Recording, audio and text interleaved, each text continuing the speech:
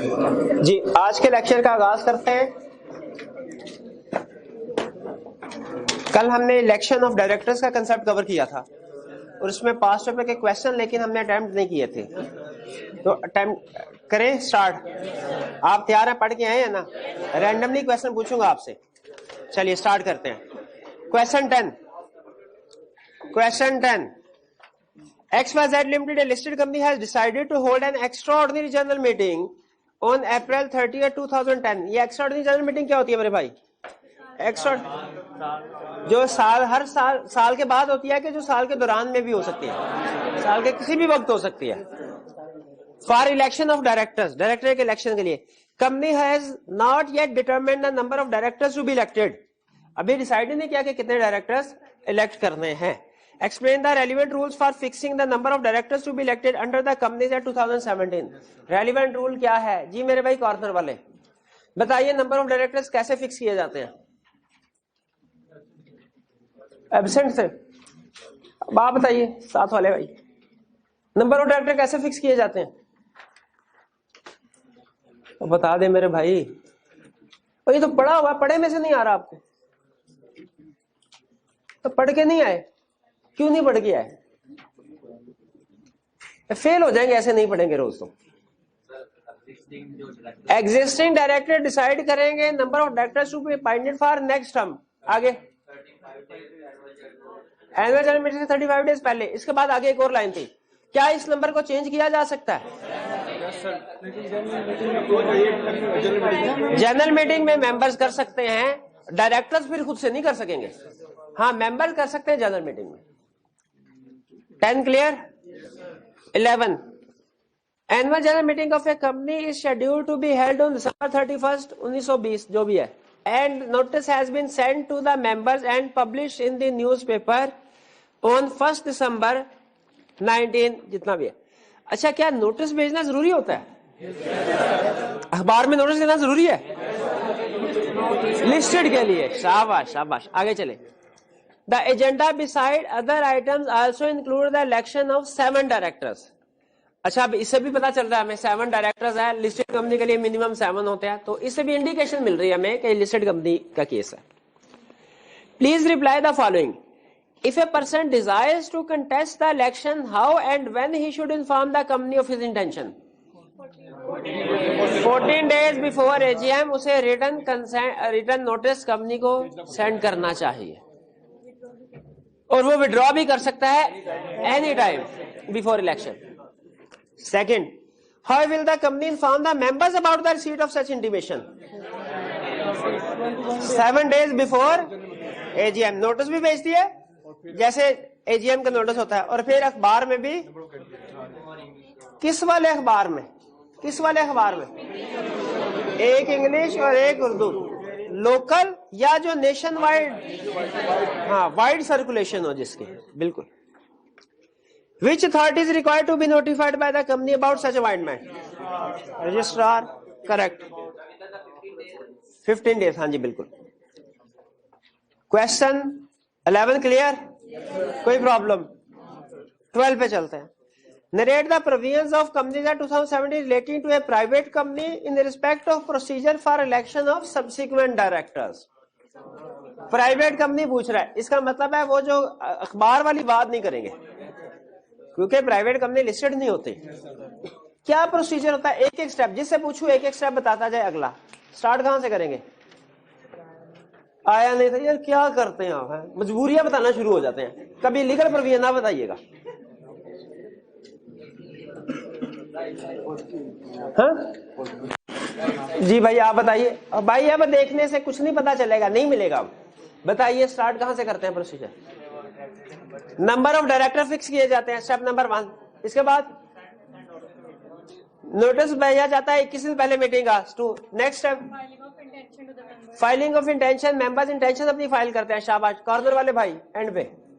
हाँ जी। इसके बाद क्या होता है? ये तो उस दिन क्लास में मौजूद खलाई मखलूक बैठी हुई थी जिसे बढ़ा दिया था मैंने। इतने स्टूडेंट एब्सेंट थे और फिर भी क्लास भरी हुई थी उस दिन। जी भाई, साथ वाले भाई बताए। लिस्ट ऑफ कैंडिडेट्स मेंबर्स को ट्रांसमिट की जाती है, और न्यूज़पेपर में भी हाँ न्यूज़पेपर वाली बात यहाँ नहीं आएगी। इसके बाद क्या होता है ये भाई, इसके बाद क्या होगा? हाँ जी,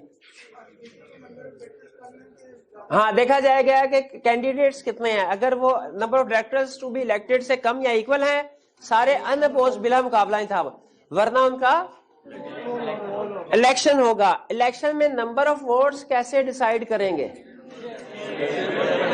number of share multiplied by number of application received, number of directors to be appointed. Correct. तो ये सारा प्रोसीजर था हमारा। क्विक सी रिवीजन भी होगी हमारे कंसेप्ट की। 13. Explain the circumstances under which election of directors may be declared invalid. बताइए कब डायरेक्टर्स का इलेक्शन इनवैलिड करार दिया जा सकता है? जी मेरे भाई आप बताइए, कंडीशन बताइए किस चीज की? हाँ इनवैलिड करार देना है। 10% या मोर वोटिंग पावर्स हो तो वो क्या करे? किसका दरवाजा खटखटाए? कोर्ट का। कितने? With in 30 days. और साबित क्या करना पड़ेगा? Irregular. Correct. Question 14. Explain the conditions specified in company 27 under which a person may request a listed company to hold election of directors prior to the end of the term of the present board of directors. ये ऊपर वाला question ही नहीं है, ये 13 वाला question ही है कि question 14 और क्वेश्चन 13 में क्या फर्क है? क्वेश्चन 14 फ्रेश इलेक्शन वाला है और जो 13 वाला है वो इनवैलिड करार देने वाला है। तो फ्रेश इलेक्शन में क्या करना होगा? जी मेरे भाई आप बताइए। अब साथ वाले भाई क्या करना होगा? डायरेक्टर के इलेक्शन हुए, ठीक है, डायरेक्टर अपॉइंट हुए, उसके बाद हम चाहते हैं कि हमें भी डायरेक्टर अपॉइंट किया जाए, क्या करें? 10% से परसेंटेज तो लाने दी नहीं मेरे भाई। रिक्वायर्ड शेयर होल्डिंग या रिक्विजिट शेयर होल्डिंग का वर्ड यूज करे है तो वो क्या करे? 30 दिन उसके लिए नहीं है, वो उसका जब दिल करेगा वो कंपनी को नोटिस भेजेगा कि फ्रेश इलेक्शन कराओ। वो तो कंपनी के पास 30 दिन होते हैं। कंपनी ने नोटिस मिलने के 30 दिन के अंदर अंदर फ्रेश इलेक्शन कंडक्ट करवाने के लिए नेसेसरी स्टेप्स लेने हैं। नहीं नहीं पैसे नहीं देख रहा खुश हो रहे हैं आप जी भाई। उसके 30 दिन के अंदर कंपनी ने नेसेसरी स्टेप्स लेने हैं। और अगर लिस्टेड कंपनी है तो फ्रेश इलेक्शन कंडक्ट करवाने के लिए कमीशन के रूल्स को फॉलो करना पड़ेगा। कुछ नहीं होता। क्वेश्चन 15 भी 14 क्लियर है? Mr. Wahid has acquired 3 million ordinary shares of Wheel Limited, a listed company, whose paid-up share capital consists of 20 million ordinary share of rupees 10 each. तो कितना शेयर कैपिटल है? 20 मिलियन। गलत, 20 मिलियन शेयर्स हैं। मैंने पूछा share capital कितना है? 200 million. Share और शेयर कैपिटल में फर्क है। इसी तरह वोट्स और शेयर्स में भी फर्क है। वोट्स और शेयर्स में भी फर्क है। The election of directors of the company has recently been concluded. Mr. Wahid, being confident of holding a sufficient number of shares to be elected as a director, has requested the management to arrange a fresh election. कह नहीं भैया मेरे पास sufficient shares आ गए, fresh election conduct करवाएं। Based on provisions contained in Companies Act 2017, explain whether and under what condition a fresh election of the directors may be held. ये basically 14 है। चलिए 16 के ऊपर आते हैं। Is there any minimum or maximum restriction on number of directors of a private or public limited company? Minimum की restriction है, maximum की नहीं है। और मिनिमम की रिस्ट्रिक्शन मुझे बताएंगे आप मेरे भाई। मिनिमम कितने मिनिमम डायरेक्टर्स होने चाहिए? सिंगल मेंबर कंपनी होगी तो, और अगर other than single member company होगी 2। 3 कहां से आ गए? वो तो मैंने वैसे ही आपको दिखावा दिया जैसे आई कैप देता है। और 2 है। और बताइए अगर पब्लिक अनलिस्टेड होगी तो 3, और अगर पब्लिक लिस्टेड कंपनी होगी तो 7। बिल्कुल ठीक है, और मैक्सिमम नंबर की कोई लिमिट नहीं। B, can a body corporate be a director of a company? नहीं, वो दिवस, क्योंकि बॉडी कॉर्पोरेट डिस्क्वालिफाइड है for appointment as director. C, how are the first directors of a company and their number determined? First director के number determine करते हैं subscribers, और उनके नेम वो मेमोरेंडम और आर्टिकल्स के साथ at time of registration registrar को सबमिट करवाते हैं, और जैसे ही रजिस्ट्रार मेमोरेंडम और आर्टिकल को रजिस्टर करता है ऑटोमेटिकली फर्स्ट डायरेक्टर्स अपॉइंट हो जाते हैं। ये याद है ना? D, what is the procedure for election of directors? ये भी पढ़ लिया हमने। E, when and how is the number of first and subsequent directors fixed? First वाले तो पढ़ लिए, सब्सिक्वेंट वाले ये भी पढ़ लिए, ठीक है? हाँ जी बिल्कुल, एग्जिस्टिंग डायरेक्टर डिसाइड, और फर्स्ट वाले कौन डिसाइड करता है? सब्सक्राइबर। शाबाश जी। क्वेश्चन नंबर 50 में लिखा हुआ है लिस्टेड कंपनी। हाँ जी बिल्कुल। हमने यहाँ पे पढ़ा कि लिस्टेड कंपनी के जो फ्रेश इलेक्शन होते हैं वो कमीशन करवाती है। नहीं, हमने ये नहीं कहा कमीशन करवाती है लिस्टेड कंपनी का फ्रेश इलेक्शन। हमने कहा लिस्टेड कंपनी के केस में फ्रेश इलेक्शन किस तरीके से किए जाएंगे, ये प्रोसीजर कमीशन ने डिफाइन किए हुए हैं, उन प्रोसीजर को फॉलो करेंगे। ठीक है, लिस्टेड कंपनी जैसे वो किस जगह पे कंडक्ट करवाई जाएगी, उसके स्टेप बाय स्टेप प्रोसीजर्स क्या उसमें परफॉर्म किए जाएंगे, ये सारे कमीशन ने डिफाइन किए हुए हैं। तो हम कमीशन के रूल्स को फॉलो करते हैं, मीटिंग कंडक्ट करवाएंगे वो वाले। अब वो कमीशन के रूल्स क्या है, वो हमारे सिलेबस से बाहर है, वो हमारे लिए जानना जरूरी नहीं है। ठीक है, वो हमारे सिलेबस से बाहर। 17, in what different manners directors of a company can be appointed? First director थे, सब्सिक्वेंट था, कैजुअल वैकेंसी था, नॉमिनी डायरेक्टर थे। बिल्कुल ठीक। 18, Muharram Limited listed company has found out that one of its director does not meet the eligibility criteria provided in the Companies Act 2017. The said director has already attended 3 meetings of the board of directors. अच्छा, आपने नहीं पूछा, वो दूसरी class वाले student से पूछा था पहले ये कंसेप्ट डिफेक्टो डायरेक्टर। अब मैं नहीं बता रहा, नहीं मैं पढ़ के आए थे तो ठीक है। अब मैं, आपने पूछा नहीं तो मैं नहीं बता रहा ना, समझ आ गई थी, बट ठीक है, ठीक है, फिर समझ आ गई तो बताइए इसका answer. Describe the impact of above on the resolution passed by board.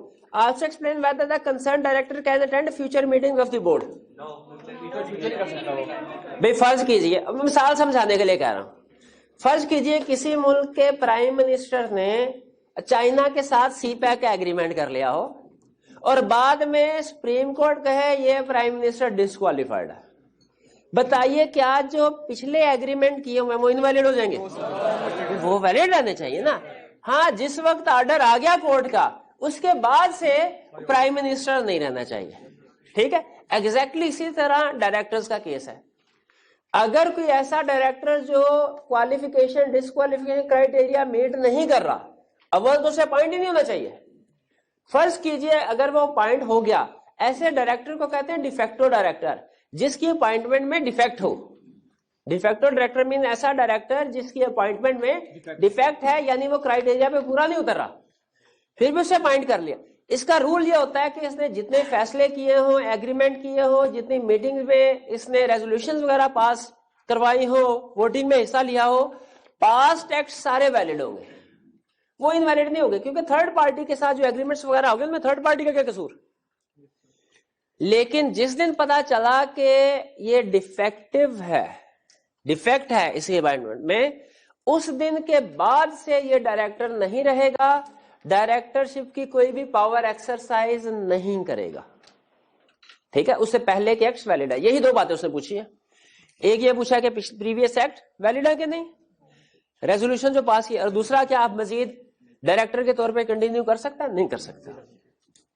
18 clear? आगे जी। अगर डिफेक्ट रिमूव हो जाएगा तो, हाँ, अगर डिफेक्ट रिमूव हो जाएगा तो वो फिर दोबारा डायरेक्टर बन जाएगा। इलेक्शन करवाना पड़ेगा? नहीं, वो रिमूव, अगर डिफेक्ट रिमूव कर लेता तो दोबारा वैलिड डायरेक्टर बन जाएगा। हाँ, जब तक वो अपनी डेफिशिएंसी रिमूव नहीं करता, तब जैसे फर्ज कीजिए उसने वो नेशनल टैक्स नंबर नहीं जमा करवाया, ठीक है, तो अब जब तक वो टैक्स रिटर्न फाइल नहीं करेगा तब तक जब टैक्स रिटर्न फाइल किया तो फिर आगे डायरेक्टर बन जाए। देखिए वो डिपेंड करता है कि वो कैजुअल वैकेंसी फिल करना लाजमी है कि नहीं। अगर आपको अपॉइंट करें तो फिर वो मूव करने वाले, देखिए वो सारी डिस्क्वालिफिकेशन की सारी चीजें ऐसी नहीं होती कि जिनको बाद में पूरा किया जा सके। अगर वो कंडीशन ऐसी है कि जिसको बाद में सब्सिक्वेंटली पूरा किया जा सकता है तो फिर उसके पास ये ऑप्शन होगी, वरना अगर दूसरे डायरेक्टर ने कैजुअल वैकेंसी को फिल कर लिया तो फिर ये अपॉइंटमेंट नहीं हो सकती। 19 केस स्टडी है। Message moonlight limited ML is a public limited company listed on Karachi, Lahore and Islamabad Stock Exchange. अब एक स्टॉक एक्सचेंज होती है, आपको पता है Pakistan stock exchange.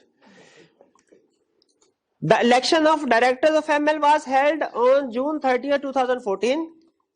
A group of shareholders holding 25% of voting power decided on August 28, 2014 to challenge the election on the ground that voting was not carried out properly. तो 10% से बिल्कुल ठीक है, कोर्ट में जाना पड़ेगा इनको। Required can the above share holder challenge election? नहीं कर सकते। क्यों नहीं कर सकते? 30 डेज गुजर चुके हैं, विद इन 30 डेज उन्होंने जाना था कोर्ट के पास, अब नहीं कर सकते। State the legal provision. अच्छा, इस लीगल प्रोविजन में हम रेलिवेंट लीगल प्रोविजन लिखेंगे कि अगर आप इनवैलिड करार देना चाहते हैं इलेक्शन को तो उसका क्या तरीकाकार है, उसमें तीनों बातें लिख लेंगे कि 10% एटलीस्ट 10% वोटिंग पावर हो, विद इन 30 डेज कोर्ट के पास है। ये लीगल प्रोविजन लिखने के बाद एंड नीचे लिख लेंगे डिसीजन अपना कि चूंकि 30 डेज गुजर चुके हैं इसलिए अब ये इलेक्शन नल एंड वाइड नहीं हो सकता। जी हाँ, ग्रुप ऑफ शेयर, क्या ग्रुप ऑफ शेयर होल्डर मिलके कोर्ट जा सकते हैं? हाँ बिल्कुल जा सकते हैं। हाँ सेम रिक्वायरमेंट होगी। देखिए लॉ में बहुत सी जगहों पे परसेंटेज बताई गई होती है कि अगर आप ये काम करना चाहते हैं तो आपके पास इतने परसेंटेज ऑफ वोट्स होने चाहिए, वोटिंग पावर होने चाहिए। वो अगर एक बंदे के पास हो तो भी चल जाता है काम, और अक्सर केसेस में अगर वो एक से ज्यादा लोग हैं और कलेक्टिवली उनके पास वो वोटिंग पावर आ गई तो फिर भी वो काम चल सकता। Question 20।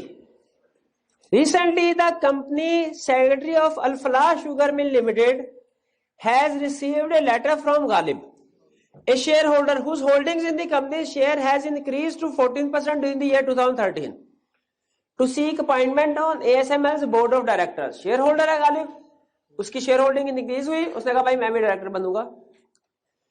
The company secretary has informed him that he cannot be admitted on the board till the next election becomes due. कहा नहीं भाई अगला इलेक्शन आएगा उसमें लड़ना, अभी आपको डायरेक्टर नहीं बनाया जा सकता। Not being satisfied with the response, Ghalib has asked you to advise on the above matter. इसके बाद फुल स्टॉप लगा लें, आगे वाली लाइन काट दें। गालिब को एडवाइस कीजिए, क्या कंपनी सेक्रेटरी ठीक कह रहा है? नहीं। गालिब अगर चाहे तो वो इंटीमेट कर सकता है और कंपनी की जिम्मेदारी है कि विद इन 30 डेज स्टेप्स लें। ठीक है, हाँ उसने कंप्लीट नहीं बताया तो इसलिए हम क्वेश्चन में लिखते हैं ना, अगर गालिब के पास रिक्वायर्ड शेयर होल्डिंग है तो ठीक है। परसेंटेज के ऊपर हम ये कमेंट नहीं कर सकते कि सफिशिएंट है कि नहीं, इसीलिए हम जनरल लिख लेंगे इफ के साथ कि इफ रिक्वायर्ड शेयर होल्डिंग है गालिब के पास तो फिर बिल्कुल उसका राइट है कि फ्रेश इलेक्शन करवाने के लिए नोटिस फाइल कर सकता है। 14% ओवरऑल का ही है ना, लेकिन अब हमें नहीं पता कि वो कितने उसके डायरेक्टर्स हैं एग्जिस्टिंग, हम कैलकुलेशन की तरफ नहीं जाते। ठीक जी, ये प्रायर अप्रूवल वाली जो 6 नंबर वाली डायरेक्टर वाली number of directors increase change करने वाले। फर्ज कीजिए कि इलेक्शन ऑफ डायरेक्टर के केस में डायरेक्टर ने कहा कि जी नंबर ऑफ डायरेक्टर्स होंगे 20, मेंबर्स के ख्याल में 25 होने चाहिए, 20 नहीं 25 होने चाहिए। क्या मेंबर इस तादाद को चेंज कर सकते हैं? बिल्कुल चल सकते हैं। कि पहले कि जब मीटिंग होगी ना, जब मीटिंग होगी तो डायरेक्टर जब सारे बैठेंगे, मेंबर सारे बैठेंगे, तो मेंबर कहेंगे सर इलेक्शन बाद में होगा, पहले जो तादाद है ना उसको चेंज कर लो। पहले तादाद चेंज होगी, फिर उसके बाद इलेक्शन होगा। ठीक है, दोनों काम एक ही मीटिंग में हो रहे होंगे, लेकिन पहले तादाद चेंज होगी। क्लियर? और कोई क्वेश्चन? चलिए, अब ये लॉ के क्वेश्चन के साथ आप कंफर्टेबल हो रहे हैं? अंदाजा हो रहा है आपको किस तरीके से क्वेश्चन पूछते हैं? बिल्कुल ठीक। अभी हमारा ज्यादा जोर जो है ना वो सीधे सीधे क्वेश्चन की तरफ है। केस स्टडी के ऊपर फोकस हम कम कर रहे हैं, लेकिन मैंने आपको बताया था इस चैप्टर के एंड पे फिर हमने एक्सटेंसिव प्रैक्टिस केस स्टडी की स्टार्ट कर देनी है। आप जहनी तौर पे तैयार रहिएगा। अभी जो क्वेश्चन हम कंसेप्ट पढ़ रहे हैं, आप क्वेश्चन कर रहे हैं, इसमें एमसीक्यूज भी अटेम्प्ट हो रहे हैं आपके, और रिप्रोडक्शन के क्वेश्चन भी तैयार हो रहे हैं। लेकिन केस स्टडी समझ रहे हैं आप, उसको अटेम्प्ट अभी करना मैंने नहीं आपको बताया, वो आपको कहा था कि चैप्टर 13 के एंड में। चलिए नेक्स्ट कंसेप्ट स्टार्ट करें हम। नेक्स्ट कंसेप्ट हम पढ़ने जा रहे हैं डायरेक्टर्स के हवाले से ही, वेकेशन एंड रिमूवल। वेकेशन का मतलब होता है ऑफिस वेकेट होना, खाली होना। कोई डायरेक्टर का ऑफिस खाली हो गया, डायरेक्टर नहीं रहा। रिमूवल का मतलब है इसमें भी डायरेक्टर नहीं रहा, लेकिन वेकेशन में उसने खुद कोई ऐसा काम किया कि वो डायरेक्टर नहीं रहा। रिमूवल में उसे निकाला गया, इसमें वो निकल गया डायरेक्टरशिप से, और उसमें रिमूवल के केस में उसे जबरदस्ती, जाने को तैयार नहीं था, उसे जबरदस्ती निकाला गया। पहले दोनों कंसेप्ट में फर्क है। पहले स्टडी करते हैं वेकेशन का कंसेप्ट, कि वो कौन सी सिचुएशंस हैं जब डायरेक्टर, कल तो डायरेक्टर था आज नहीं रहा, कल डायरेक्टर था आज नहीं रहा। पहली सिचुएशन, अगर वो इनएलिजिबल हो जाए। हमने क्या क्राइटेरिया पढ़ा इनएलिजिबिलिटी का और एलिजिबिलिटी का? क्या ये क्राइटेरिया सिर्फ at time of appointment check करना है? बाद, अगर बाद पहले मीट कर रहा था एट टाइम ऑफ अपॉइंटमेंट, बाद में मीट नहीं कर रहा, क्या होगा? डिस्क्वालीफाई हो जाएगा, इनएलिजिबल हो जाएगा, ऑफिस वेकेट हो जाएगा। क्लियर? इसे हमने क्या कैजुअल वैकेंसी का नाम दिया था। चलें ठीक है, ऑफिस वेकेट हो जाएगा। ये क्लियर हो गया? आगे चलो। देखिए, डायरेक्टर की सबसे बड़ी जिम्मेदारी होती है कि जो उसने बोर्ड ऑफ डायरेक्टर मीटिंग है ना, उसमें आके पार्टिसिपेट करना है, ताकि डिसीजन मेकिंग कर सके हो, जो असल उसका काम है। अगर कोई बोर्ड ऑफ डायरेक्टर्स एब्सेंट हो 3 मीटिंग से, कौन सी कंसेक्टिव पता आपको कौन सी होती है? 7 3 कंसेक्टिव बोर्ड मीटिंग से एब्सेंट हो विदाउट लीव। अगर एक पर्सन डायरेक्टर है वो बोर्ड मीटिंग में नहीं आ रहा, क्या उसका डायरेक्टर होने का कोई फायदा है कंपनी को? वो कहते हैं एक मीटिंग में नहीं आया ना, कोई बात नहीं, इंतजार कर लो, कोई इमरजेंसी हो सकती है, हो सकता है उसकी तबीयत खराब हो, उसको कोई जरूरी काम पड़ गया हो, कोई मसला नहीं। 2 मीटिंग में नहीं आया फिर भी इंतजार कर लो।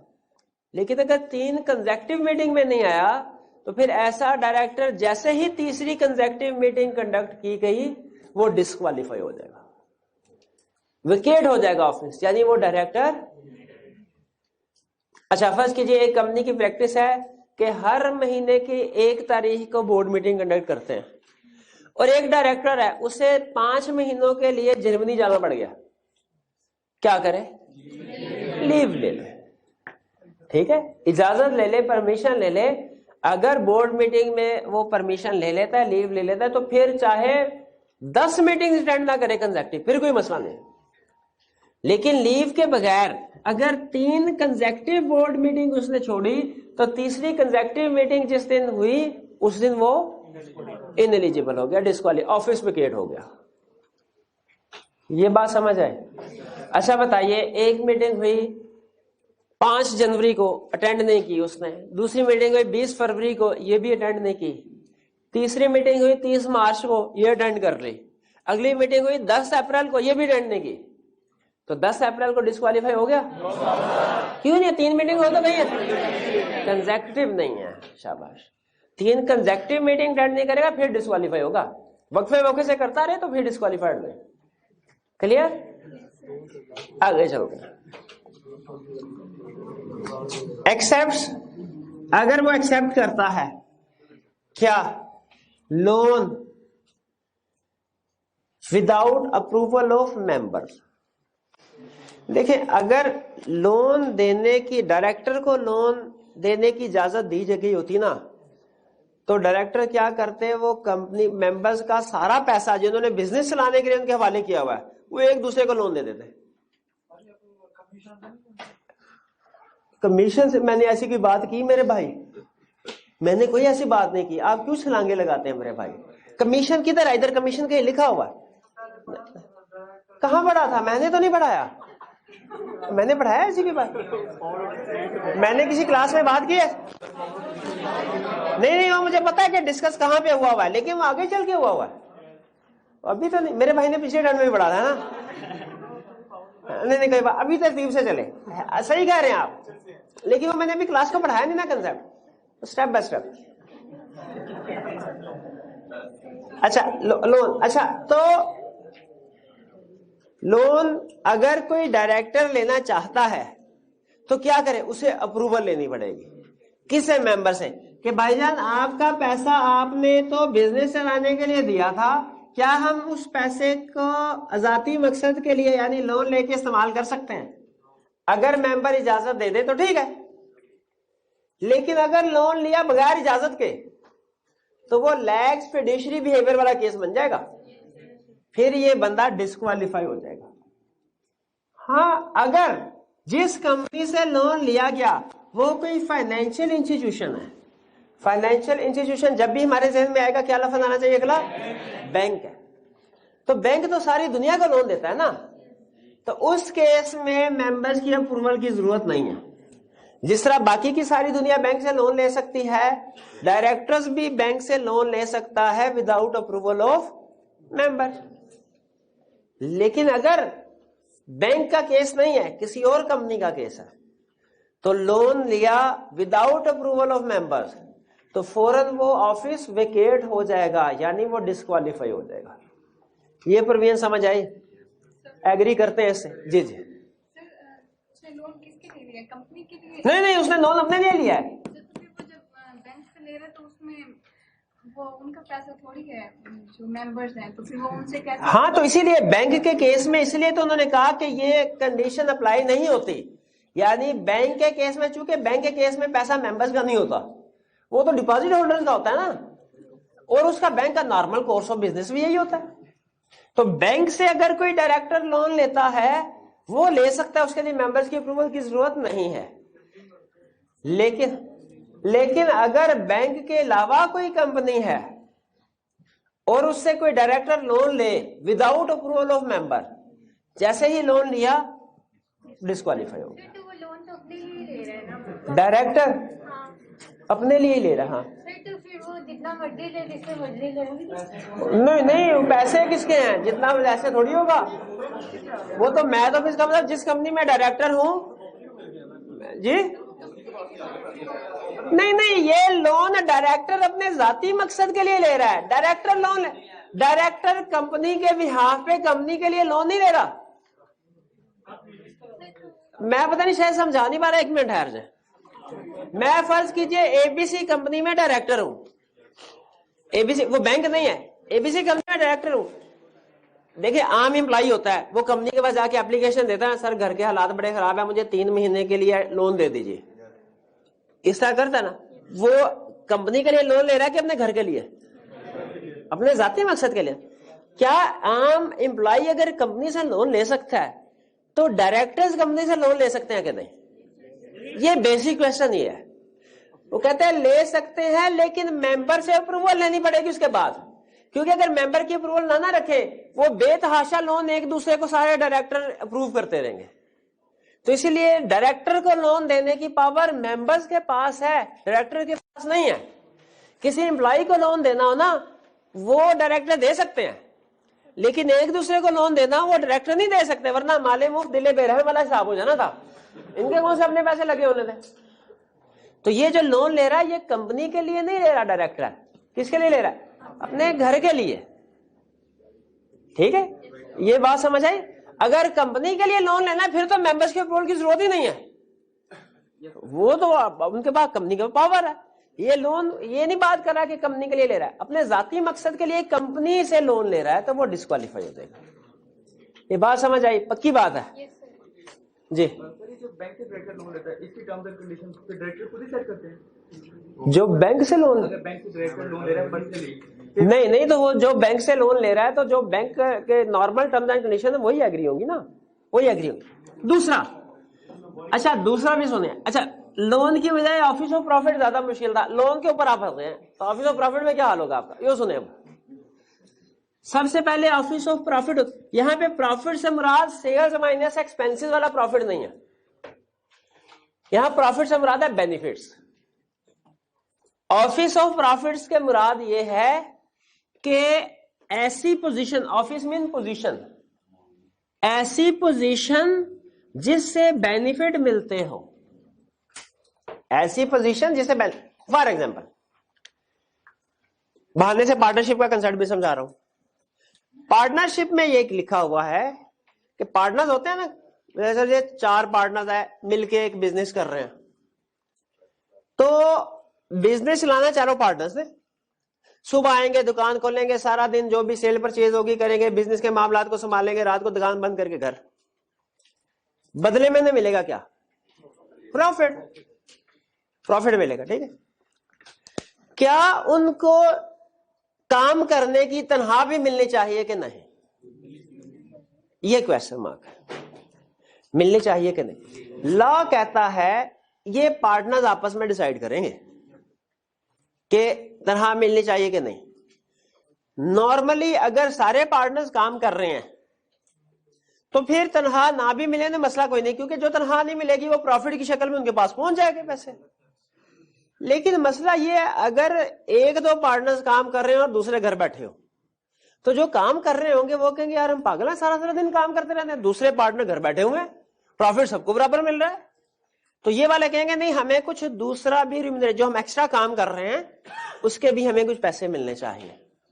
भाई आपका क्या हाल है, पैसे मिलने चाहिए कि नहीं? बिल्कुल।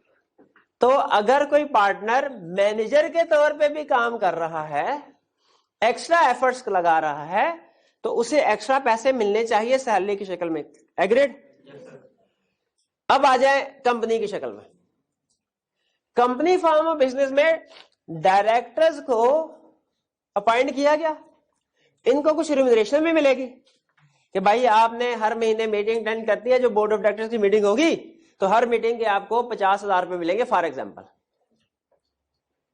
अब मीटिंग अटेंड करने के तो उनको पैसे नहीं ना मिलने चाहिए, डायरेक्टर है, डायरेक्टरशिप के पैसे तो नहीं मिलने चाहिए। क्यों? वो तो उन्हें हर महीने मिल रहे होंगे जैसे जैसे मीटिंग अटेंड करेंगे।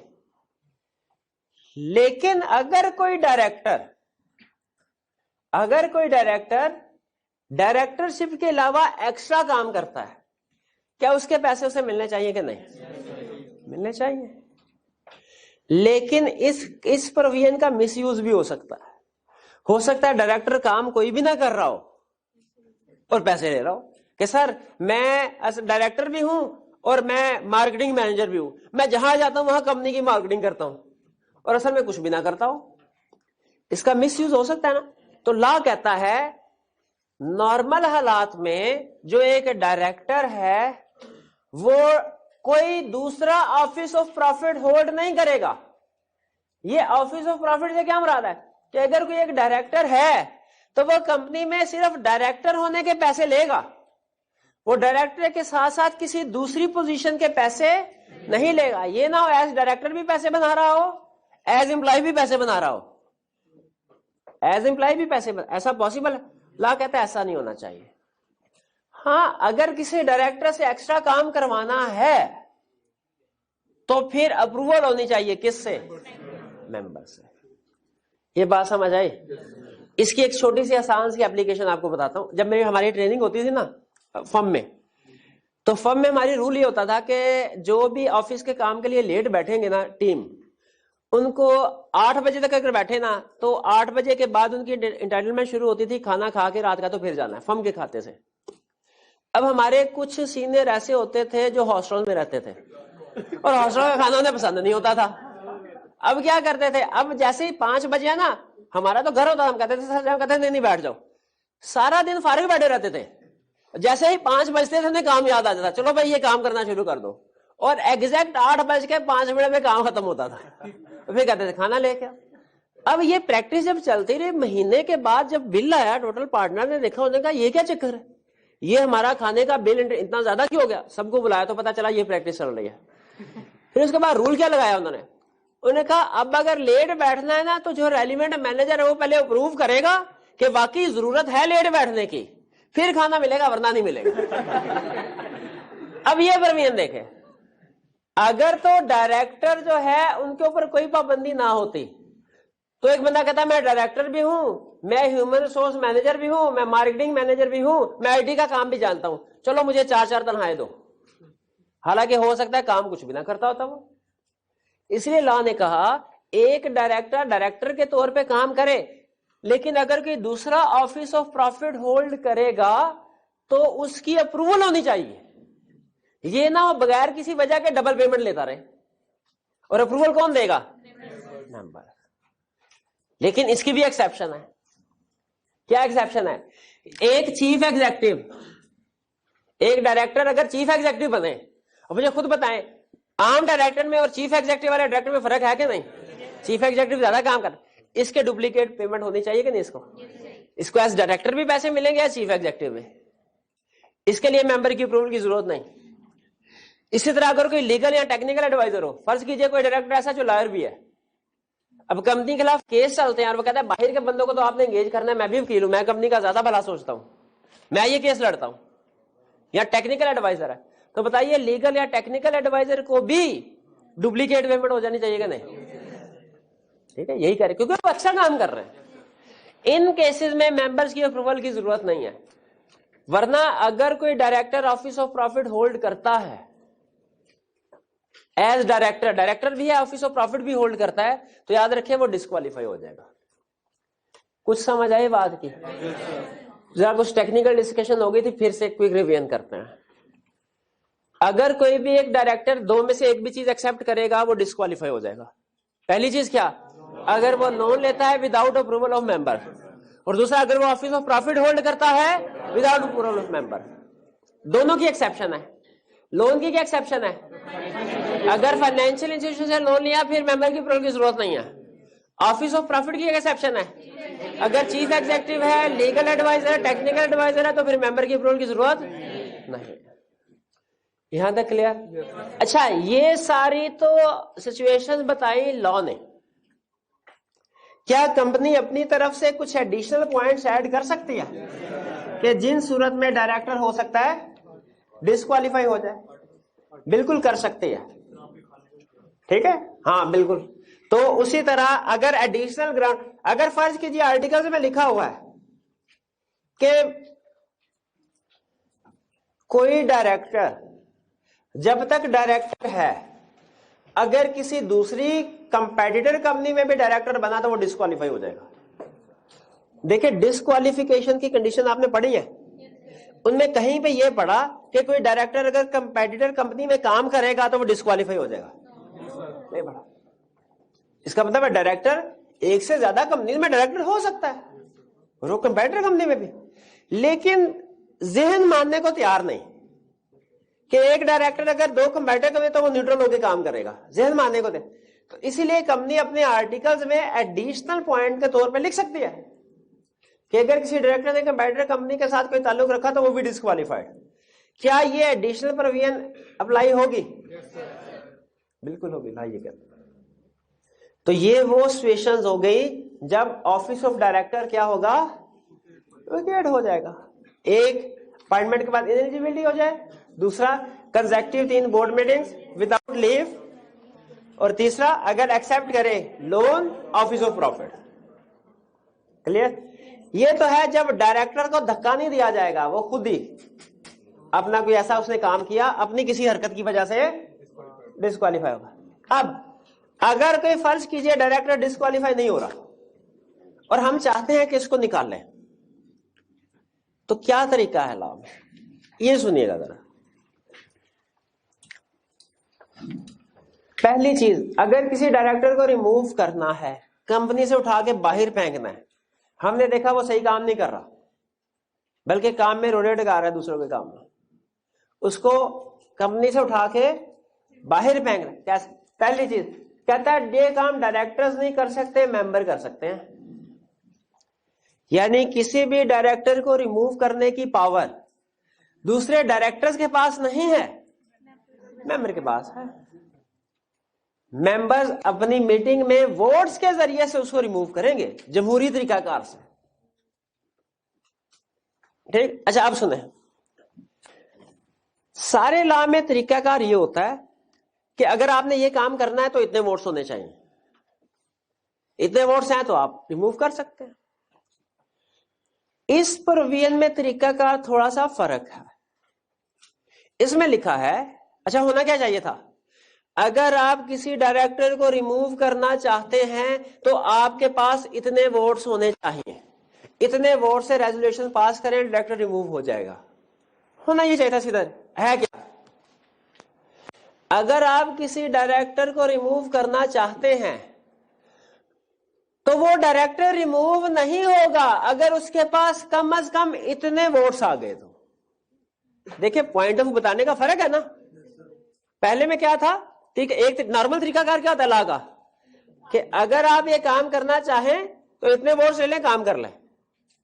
लेकिन यहां पे क्या है, अगर किसी डायरेक्टर को रिमूव करना है तो हमें ये नहीं कह रहा कि आप इतने वोट लें तो डायरेक्टर रिमूव हो जाएगा, हमें नहीं कह रहा। रिमूव होने वाले डायरेक्टर को कह रहा है आप इतने वोट रेजोल्यूशन के अगेंस्ट ले ले तो आप रिमूव नहीं होंगे। ये बिल्कुल ऐसे है, मिलती जुलती प्रोविजन। जैसे फर्ज कीजिए, समझाने के लिए मिसाल दे रहा हूं कि हमारे सियासतदान ये समझे कि वजीर आजम को चेंज होना चाहिए। उन्होंने फैसला किया अच्छा वजीर आजम के खिलाफ तहरीक अदम एतमाद लेके आई जाए।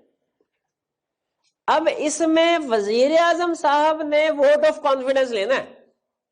अगर वो एक जो भी नंबर उन्होंने डिसाइड किया हुआ है उतने वोट ऑफ कॉन्फिडेंस ले लेते हैं तो वो रिमूव नहीं होंगे। अगर वोट्स उनसे कम होते हैं फिर वो, यानी प्राइम मिनिस्टर ने वोट्स इकट्ठे करने हैं। एग्जैक्टली उसी तरह वो क्या कहते हैं, वो कहते हैं कि अगर डायरेक्टर ये रिमूवल का केस है तो ये डायरेक्टर रिमूव नहीं होगा अगर वो डायरेक्टर वोट हासिल, अगर वो जिसको रिमूव करने की बात की जाए वो वोट हासिल कर ले अगेंस्ट रेजोल्यूशन कितने, ये दो ऑप्शन थी। कंसेप्ट समझ आया कि डायरेक्टर को रिमूव किया जा सकता है, रिमूवल से बचना है तो डायरेक्टर ने वोट ऑफ कॉन्फिडेंस हासिल करने हैं उस रेजोल्यूशन के। वो वोट कितने होंगे ये सुन लें। अब सिर्फ नंबर के ऊपर बात कर रहा हूं, कंसेप्ट समझा दिया, कंसेप्ट समझ आ गया ना। कितने वोट्स लेने होंगे उसको डिपेंड करता है कि वो इलेक्टेड डायरेक्टर है कि अपॉइंटेड डायरेक्टर है। इलेक्टेड डायरेक्टर कौन सा है, इलेक्टेड डायरेक्टर कौन सा है, जो इलेक्शन के जरिए से आया हो, इलेक्शन के जिसे मेंबर्स ने अपॉइंट किया इलेक्शन के जरिए। और अपॉइंटेड डायरेक्टर हम किसको कह रहे हैं, जो इलेक्शन के जरिए नहीं आया। जैसे फर्स्ट डायरेक्टर इलेक्शन के जरिए नहीं आते, कैजुअल वैकेंसी इलेक्शन के जरिए फिल नहीं होती, अनअपोज्ड डायरेक्टर इसका भी इलेक्शन नहीं होता, बिला मुकाबला इंतखाब। इनमें रूल कुछ हो रहा है, इलेक्टेड में कुछ रूल है। इलेक्टेड में सुन लें पहले, आसान। आपको याद है मैंने आपको बताया था कि अगर 30 डायरेक्टर इलेक्ट करने हैं तो वोट्स होने के बाद टॉप 30 इलेक्टेड होंगे। उनमें पहला डायरेक्टर और 30वां डायरेक्टर एक बराबर है पावर्स के साथ। अगर ये जिस डायरेक्टर को रिमूव किया जा रहा है ये उतने वोट ले लेता है रेजोल्यूशन के खिलाफ, रेजोल्यूशन इसको रिमूव होने की चल रही है, अगर ये उतने वोट ले लेता है जितने इलेक्शन में आखिरी सक्सेसफुल डायरेक्टर ने हासिल किए थे, तो फिर ये रिमूव नहीं होगा। ये कहेगा भाई जितनी डायरेक्टर बनने के लिए मिनिमम वोटिंग पावर जरूरी थी ना, मेरे पास उतनी वोटिंग पावर है, अब ये डायरेक्टर रिमूव। अगर ये 30वें नंबर वाला डायरेक्टर था फिर भी उसने मिनिमम वोट, अगर पहले नंबर वाला डायरेक्टर था फिर भी यही वोट का रूल लगेगा। समझ आई बात? और अगर वो डायरेक्टर था अपॉइंटेड, फिर फार्मूला लगेगा कि इसने कितने वोट्स लेने। अच्छा, ये फार्मूला किस लिए लग रहा है भला? वोट्स कैलकुलेट, रिमूव करने के लिए, रिमूवल से बचने के लिए। और इस फार्मूले से वोट्स आएंगे, वोट्स कि कितने वोट डायरेक्टर ने लेने हैं रिमूवल से बचने के लिए। वोट कैसे कितने लेने हैं? Total number of shares multiplied by directors appointed, directors appoint हुए, divided by directors for time being. इस वक्त कितने डायरेक्टर्स हैं, ये फार्मूला याद कर लें। इसकी लॉजिक भी है लेकिन लॉजिक के पीछे जाने की जरूरत नहीं है। उसमें बेसिकली मिनिमम नंबर थे, इसमें एवरेज नंबर आते हैं। Average number, total number of shares से क्या मुराद है? शेयर कैपिटल लिखा है कि शेयर्स लिखा है? डायरेक्टर्स अपॉइंटेड, जितने डायरेक्टर लास्ट अपॉइंट हुए हैं, divided by directors for time being. इस वक्त कितने हैं? नॉर्मली जितने अपॉइंटेड होंगे उतने ही फॉर द टाइम बीइंग भी होंगे। हाँ, अगर किसी की डेथ हो गई फिर ये फिगर कम हो जाएगी, और अगर किसी ने दरमियान में ज्वाइन कर लिया तो फिर ज्यादा हो जाएंगे। नॉर्मली सेम रहेंगे। जो डायरेक्टर अपॉइंट किया, नॉर्मली आपको पता है जब तक कंपनी चलती है तकरीबन उतने डायरेक्टर होते हैं। हाँ, किसी डेथ वगैरह हो जाए वो एक अलग बात है। भाई ये क्लियर हो गया? अच्छा, ये कंसेप्ट तब तक समझ नहीं आ सकता, पक्की बात है, जब तक इसका पास पेपर का क्वेश्चन ना किया जाए। ठीक है, लेकिन क्विक रिवीजन करना चाहता हूं। क्या किसी डायरेक्टर को अपॉइंट होने के बाद रिमूव किया जा सकता है? कौन रिमूव करेगा? मेंबर्स। अगर वो डायरेक्टर ऐसा जो इलेक्टेड है, रेजोल्यूशन कॉल की गई कि इसको हटाना है, अब उस डायरेक्टर ने जिसके बारे में रेजोल्यूशन पास करने की कोशिश की जा रही है, वोट ऑफ कॉन्फिडेंस लेना है। कितने वोट्स लेने हैं? जो पिछले इलेक्शन में मिनिमम सक्सेसफुल कैंडिडेट ने लिए थे। और अगर वो कैजुअल वैकेंसी वाला है तो फिर कितने वोट लेने हैं? Number of share multiply by directors appointed और डिवाइड बाय डायरेक्टर्स। ये इक्वेशन क्लियर हुई? अब आते हैं पांच पेपर के क्वेश्चन। ये अभी क्वेश्चन करना लाजमी है, चाहे 4-5 मिनट क्लास ऊपर क्यों ना चली जाए, अभी क्वेश्चन करना लाजमी है, वरना समझने कंसेप्ट सारा निकल जाएगा। क्वेश्चन 27 पेज, ये लालाजार वाला। हाँ, क्वेश्चन 27। नहीं, मैं डायरेक्ट उस क्वेश्चन की तरफ आ रहा हूं, तरतीब से नहीं करवा रहा, मैं डायरेक्ट जो इस कंसेप्ट से रेलिवेंट क्वेश्चन उधर आ रहा हूं। Lalazar limited, a public unlisted company, has a paid up capital of ₹100 million consisting of shares having face value of ₹10 each। अब बताइए कितने शेयर्स हैं? 100 million, और शेयर कैपिटल कितना है? 1000 million। ठीक है। Last election of its board of directors was held on April 15, 2008, in which 8 directors were elected.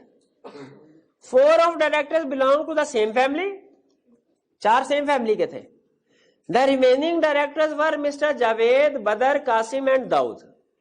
They secured 600, 350, 482, 20,000 votes respectively. Remaining votes were equally distributed among the 4 directors of the family. यहां तक रुक के मुझे बताइए, director बनने के लिए सबसे कम वोट किसने लिए?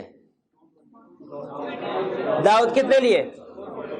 220। इसको जरा अंडरलाइन करें, ये फिगर जेन में रखिएगा, ये आगे काम आ सकती है। ये वो लीस्ट वोट्स हैं जो सक्सेसफुल डायरेक्टर ने हासिल किए थे। Mister Javed died on May 30, 2008। Casual vacancy rise हो गई। Mr. Aslam was appointed as a director on June 15, 2008 to fill in the casual vacancy. जून 15 को, ये तो हाँ ठीक है, जून 15 को कैजुअल वैकेंसी फिल कर दे. Explain the following in the light of provisions of Company Act 2017. A. Is Lalazar Limited in compliance with the requirements of minimum number of directors? क्या minimum number of directors की requirement पूरी हो रही है? बिल्कुल. Unlisted के लिए कितने जरूरी होते हैं? उसके तो 8 है. रिक्वायरमेंट पूरी हो रही. लिस्टेड होती फिर भी रिक्वायरमेंट पूरी हो रही होती. Who shall fix the number of directors to be elected? Existing directors. And by what time such number should be fixed? 35 days before general meeting. Is it possible for the company to change the number of directors once fixed? By members. A clear? B. Who is responsible to fill the casual vacancy in the board? Directors he. And when would Mr. Aslam's term of office be completed? Aslam कौन है जो उस जावेद की जगह पे आया? Remaining period के 3 साल. पक्की बात है. यस. अब आते हैं. The condition required to be fulfilled if a person desire to remove the following director. Mr. Aslam. अगर कोई मिस्टर असलम को रिमूव करना चाहता है. मिस्टर असलम कौन सा है? कैजुअल वैकेंसी वाला, इलेक्टेड वाला के अपॉइंटेड वाला? तो बताइए इसको रिमूव करने के लिए कितने वोट्स चाहिए? 220 नहीं.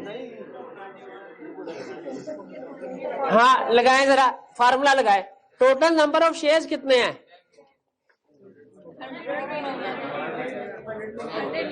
ना ना ना ना ना, शेयर कैपिटल और चीज है. आपने गलत बताया था पहले. शेयर कैपिटल और चीज है, शेयर्स और चीज है. ये 100 मिलियन शेयर कैपिटल है. शेयर्स कितने हैं? 10 मिलियन. शाबाश. ये किसने कहा था 10 मिलियन वाला? शाबाश. 10 मिलियन शेयर है. टोटल नंबर ऑफ शेयर कितने हैं? 10 मिलियन मल्टीप्लाइड बाय डायरेक्टर्स कितने अपॉइंटेड हुए थे? 8. फॉर द टाइमिंग कितने हैं? 8 कैसे? एक मर नहीं गया था. हाँ तो दूसरा आ भी तो गया है. शाबाश. तो 8 माइनस 1 प्लस 1. ठीक है. 8 में से जावेद माइनस हुआ, फिर प्लस असलम ऐड हुआ. फॉर द टाइमिंग इस वक्त कितने हैं? 8. तो इसका मतलब है इसको कितने वोट्स लेने होंगे? 10 मिलियन. ये वोट्स आए हैं, ये शेयर्स नहीं है, ये वोट्स है. ये जो फार्मूला आता है ना, इसमें यूज शेयर होते हैं, लेकिन जो जवाब आता है उतने वोट्स लेने होते हैं. ये फार्मूला वोट्स कैलकुलेट करने के लिए है. तो स्टूडेंट कहने का सर इसका मतलब है सारे के सारे शेयर होल्डर इसको कहेंगे तो फिर ये बचेगा. नहीं नहीं नहीं नहीं नहीं, वो तो 10 मिलियन शेयर है, ये 10 मिलियन वोट्स हैं. एक शेयर के वोट्स ज्यादा होते हैं. हाँ जी बिल्कुल ठीक है, वोट्स ज्यादा होते हैं. तो इसने 10 मिलियन वोट्स लेने हैं. 10 मिलियन शेयर होना जरूरी नहीं है. ये 10 मिलियन क्या आया? शेयर नहीं. नंबर ऑफ शेयर 10 मिलियन कहां से आ गए? 100 मिलियन शेयर कैपिटल था. एक शेयर कितने का था? तो 100 डिवाइड. अगर number of share multiplied by face value is equal to share capital होता ना, तो उसी तरह डिवाइड करके हमने कैलकुलेट कर लिया. क्लियर हो गया? अच्छा, बदर को फारिग करना है तो मेरा ख्याल है बदर ने वोट लिए थे 350, तो इसको 350,000 वोट लेने पड़ेंगे बदर को भी. हाँ, रूल सबके लिए किया क्या? 220 वाला. तो इस केस में बदर चूंकि इलेक्टेड है, इसको 220,000 अगर वोट ले लेता है बदर रेजोल्यूशन के अगेंस्ट, तो फिर रिमूवल नहीं होगी. क्लियर हो गया बात? चलिए जी. अगेंस्ट में वोट ज्यादा तो और अच्छी बात है. वो तो और कहेगा भाई देखा मैं तो वोटिंग पावर मेरी है, कम से कम इतने वोट चाहिए. चलिए अब आपने घर जाके क्या करना वाला? हाँ सारे शाबाश. 21 से लेके एंड तक 20 बल्कि 27 भी दोबारा कर लीजिए. चलिए आज का लेक्चर यहाँ पे खत्म करते हैं हम. अल्लाह हाफिज.